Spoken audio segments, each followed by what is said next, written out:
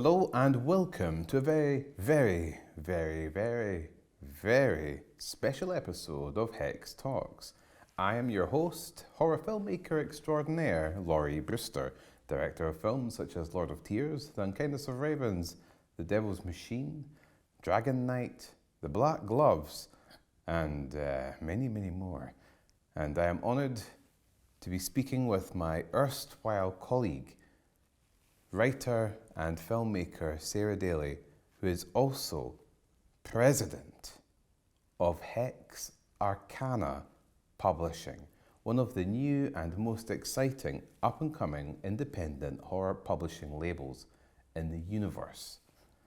One that centres around the championing of traditional book publishing with painted book covers and all other types of retro things which are currently not in fashion, but is in fashion for the most ardent horror fans. So thank you so much for joining me today, Sarah. It's my pleasure. So we're chatting today because we are on the imminent eve of the launch for a very exciting crowdfunding campaign for a new book, a horror paperback. Mm-hmm. Called The Sound of His Horn by the author Sarban. And this is no ordinary paperback. It has a wonderful cover painted by Lisa Falkenstern, one of the most famous horror artists from the 1980s, mm-hmm. and a foreword from NEWMAN, the noted critic. Can you tell us a little bit about that book, how that all came about, and what your hopes and aspirations are for Hex Arcana Publishing? So basically our goal, our dream, what we want to do is to revive the magic of horror publishing from the 70s and 80s, back in the day when you would see these beautiful hand-painted covers that made you feel like what you were buying was something special, something that you would treasure, and that the content inside would be something different, edgy, a gateway to another world, if you will. This is really our first reprint, I guess, or a new release of an old classic. And we chose it very carefully. The Sound of His Horn is, yes, it's a horror book. It's a pulp horror book, but it's quite a special one. It appears on a lot of quite prominent people's top 10 lists. It's got a lot to say as well as being an entertaining horror read. We're very excited and proud to be releasing this particular story and giving it what we feel is the treatment it deserves in terms of how it's presented, with, as you say, the beautiful hand-painted cover by Lisa Falkenstern. It's her first time doing a horror cover since, I think, the heyday of that field back in the 80s. So we love what she's produced, and we're really happy to have her on board for this. We're hopeful that all you horror fans out there will appreciate what we've done for the release and, care about reviving this sort of publishing as much as we do. Yeah, I wouldn't overestimate the sense of taste our audience has, but you never know. There could be some new stragglers that do appreciate the vision you have for The Sound of His Horn. One or two, perhaps. Yeah. You mentioned the top lists. Michael M. Dish, famous genre author and Hugo Award winner, ranked The Sound of His Horn in his top 12 all-time horror fantasy novels. Michael M. Dish was also the nemesis of Philip K. Dick as well, and not really on Michael's account, but rather on Philip's, who during bouts of paranoia became convinced that Michael was actually working for the CIA and was part of a mind programming project to try and read his thoughts at night. And we don't know that it isn't true. Well, Philip K. Dick expressed his animosity towards Michael M. Dish through a character effectively named after him, who is a a hack writer and sycophant of the authorities. And Michael C. Dish got his revenge by writing a story about Philip K. Dick, or a namesake, being down in his luck, paranoid, and messing his underpants. Sounds like I need to get myself a writing nemesis.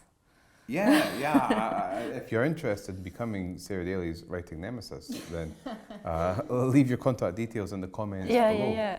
Yeah. So Lisa Falkenstern is a great artist, among others, such as Bauman and Tom Hallman. These are artists who have recently come into the public eye, largely thanks to the work of Jimi Hendrix in his book... Grady Hendrix. Grady Hendrix, sorry. Grady Hendrix. It's a great name. That's why I remembered it. And his book, Paperbacks from Hell. Yep. That really brought back into the spotlight the artwork, especially of these paperbacks from back in the 70s and 80s. And I think got a lot of people back into the sort of retro style of those books, and kind of revived a lot of the nostalgia, but also brought a lot of new fans to the genre. I mean, I've long been a critic of the deterioration, as I see it, in book cover design in the horror genre, and the eradication of the term horror from many bookstores that have sought to sanitize or create more, I guess, acceptable or politically correct visual depictions of those stories. Horror becomes a thriller, or a horror illustration becomes a bland graphic design. Yeah, like I think for a while there, the horror sections were just missing from a lot of bookshops. I think it seems like they're coming back now, but that was a pretty depressing time for fans of horror literature. And I think, I don't think it's that niche personally. I mean, I don't really know anyone who wouldn't read a horror book, or at least books that would fit into that category. So I don't know why it became so pushed out. That seems a real shame. Well, it's because people are weak, and Western civilization teeters on the edge of self-indulgent idolatry, collapsing in the face of rising autocratic capitalist powers that have no time for weakness or sensitivities. And good old-fashioned horror publishing prepared our young people for the future wars to come, but not the claptrap we have now. Oh, I'm so sensitive and hurt. Oh, I can't bear to look upon an illustrated horror book cover or a genre section labelled horror. No, I need a cuddle from BuzzFeed instead. Is that why you started Hex Arcana Publishing? Because people are weak? No. So, perhaps you can... But thank you for your insight. Yeah, I read the room. So, in terms of your personal interests and ambitions in setting up Hex Arcana Publishing, especially as a woman. As a woman, as a person. Yeah, I think, I mean, I like to treat my femaleness as irrelevant. Not, the whole world doesn't like to treat it that way, I guess, but I suppose it's a factor. I don't think it matters as someone who's running a book company, though, necessarily. I see. Times have moved on. Well, I'm sorry to say. I suppose we'll have to take your word for it. But. As a human, I guess I've always loved books, especially physical books, and I think that happily, it seems like the digital revolution that we were supposed to have with Kindle and etc. hasn't really taken off, or at least hasn't usurped people's love for holding an actual, genuine, physical book in their hands. And so I guess we just want to be part of this resurgence in the love of physical books, and take it one step further in terms of creating genuinely beautiful books that have, that honor the stories inside with the artwork that we present on the covers. Because I think that's part of the experience. As a child, my favorite place in the world was a library, and of course the first thing you encounter when you're choosing a book is the cover art, and that's what gives you a little window into the magic inside. So it's always been very important for me, the way a book is presented and housed, that image that you first encounter when you're choosing what to read. So that's something that's very important to us. Obviously, we care about the stories that we're telling, that we're presenting, but we also care about how we house those stories in a beautiful object that you want to own and treasure and display. Well, yeah, absolutely, and that shows itself with the sound of his horn, the choice of such a wonderful artist to produce the book cover. Mm-hmm. And also one of our own Hex team from our film company, Lawrie Brewster, did a wonderful job in creating such an authentic reproduction of the layout, fonts, margins, everything, mm-hmm. with a forensic attention to detail. That's Michael. Yes, with the same level of forensic detail as occurred during the disappearances of his many ex-wives. And Michael was especially passionate mm-hmm. that the design for the interior of the book should contain an assembly of words. Yeah. We find that books work much better with words in them. That's right, which is a revelation for most of our crew, as the books they're accustomed to don't normally have those sorts of novelties attached. I am available for children's parties and bar mitzvahs, a phone number which will appear at the bottom of the mm-hmm. screen. So when you were growing up, yes, and you were as a woman, and you were in the library, now I try to relate to that experience as I was something more like, suppose you could say, a high school jock. Emerging from a fresh afternoon surf on the beach, mm-hmm. the women I'd associate with wouldn't normally be in the library, but they'd be sitting at the beach benches admiring me as I walked out. So, mm-hmm. In Leven Beach. In Leven Beach, we might have a cutaway now to Leven Beach. Be important to illustrate the point. Yeah. I might be embellishing my recollection of youth a little bit in that instance, but as a library woman, a reader, mm-hmm. a reader,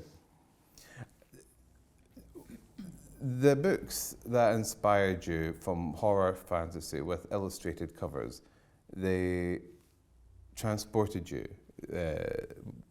Your imagination, and was that helped then by the power of their artwork and their illustrations? Yeah, absolutely. I mean, I think when I remember some of my favorite books that I read as a child, I immediately associate them with the cover art. It's part of the package. I think that helps them to stick in your memory and creates a very special, evocative recollection. Like one that springs to mind was the Never-Ending Story, the book of that, which feels like so much more of a world rather than a book, because not only of the sort of meta nature of the story, but because the cover art was so iconic and memorable and magical. You feel like you're reading and you're encountering an artifact from another world rather than just a simple book. And that's the kind of feeling that we want to try and recreate with the books that we release. We want you to read it and then remember both the story and the artwork when you recall it, you know, so that it creates a special memory and not just a transient throwaway experience like you would have with a more generic book cover, which is what you normally get these days. So you mentioned the never-ending story. So you could say you hope to capture the magic of Chesney Hawkes' theme song. Was it Chesney Hawkes? Was it Chesney Hawkes? Let's say it was Chesney Hawkes. Sure, that's what I want to capture. If I am incorrect, please let me know in the comments below.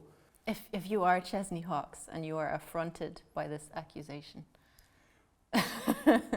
I always loved reading books too. See Spot Run. And a variety of children's books. From the illustrations of Quentin Blake and the stories of Roald Dahl, like The Witches. Yeah, it's a classic example. And then when it became adult horror fiction, the covers were things that would haunt me. And I can remember reading the books, being immersed in their environments and their stories, but oftentimes looking back to the cover as if it's a kind of boost. And some covers that spring to mind is one of the original book covers. The artist is unknown, but for the Sound of His Horn, published by Sphere back in the very early 1970s, and an illustrated wall of screaming faces in the dark that formed the book cover for The Dark by James Herbert as well. These kinds of designs, and so many more from the paperbacks from hell, books that I haven't read but now want to, on account of the collaboration between the artist and the writer. Yeah. And I appreciate your efforts to champion that style of publishing as opposed to the approach taken by graphic designers or publishers that utilize graphic design mainly for budgetary reasons, really.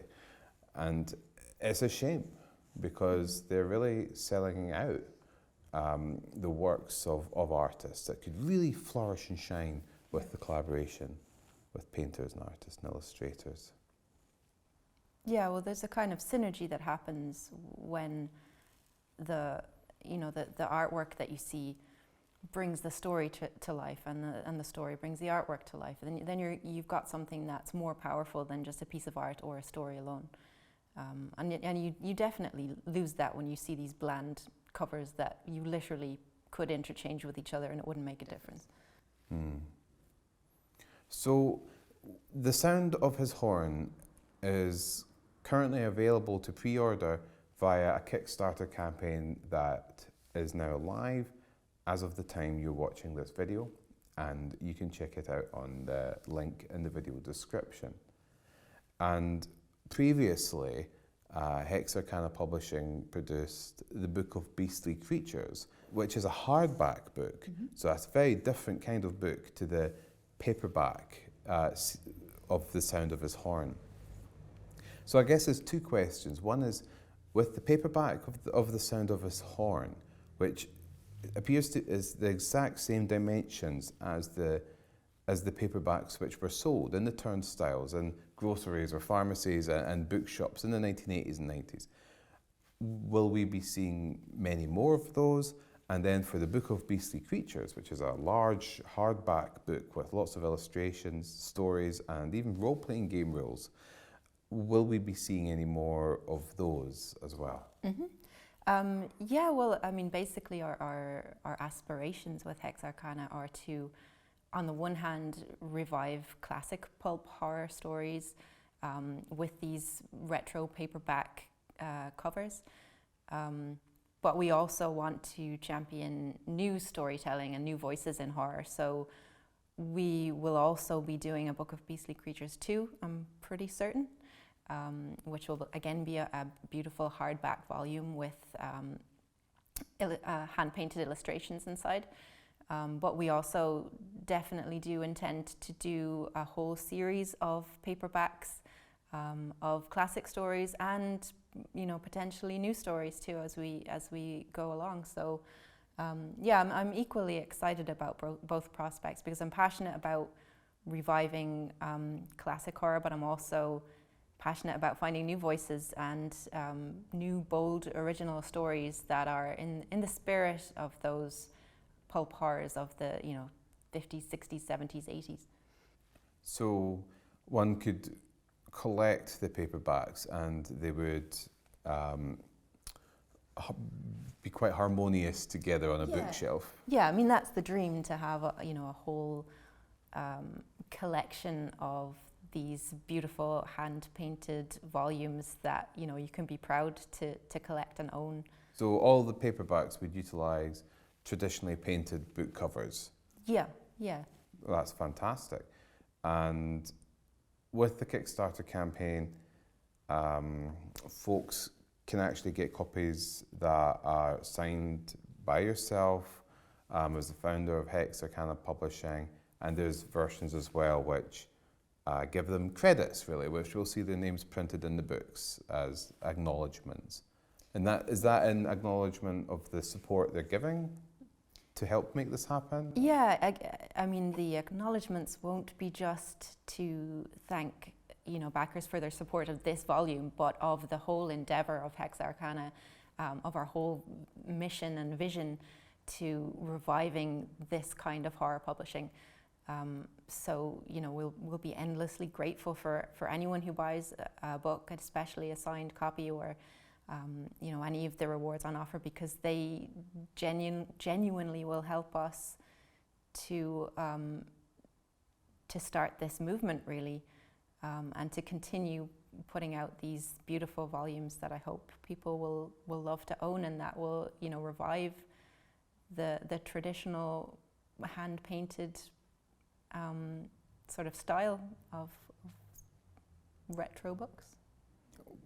Well, that's really exciting, and it's interesting that you characterise it as a movement, because in many respects, I guess that is what you're achieving with that, because it's so contrary to the mainstream approach by publishing, and it looks and searches, or should I say, looks to evoke something of the past, which is deeper than simply, you know, commercial publications.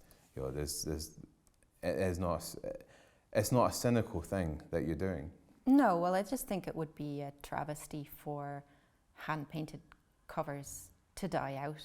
I think it's something that deserves to be preserved and, you know, supported into the future, and that's what we hope to do. Well, thank you so much for chatting with me today, Sarah Daly. And of course, I think I speak for everyone, except for one person sitting over there, when I say that we all wish you the best of luck, and that I think Hex Arcana Publishing is a very important force in horror publishing, and a new one at that I think we're all excited to see succeed. Thank you so much. Thank you. And if you would like to watch more videos from Channel Hex, please hit subscribe, which will show up somewhere around, yeah. We don't know yet.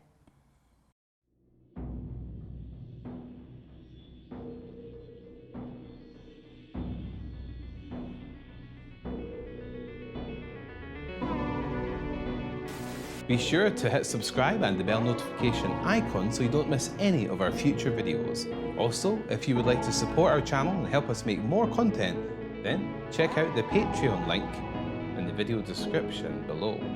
Thank you and goodbye.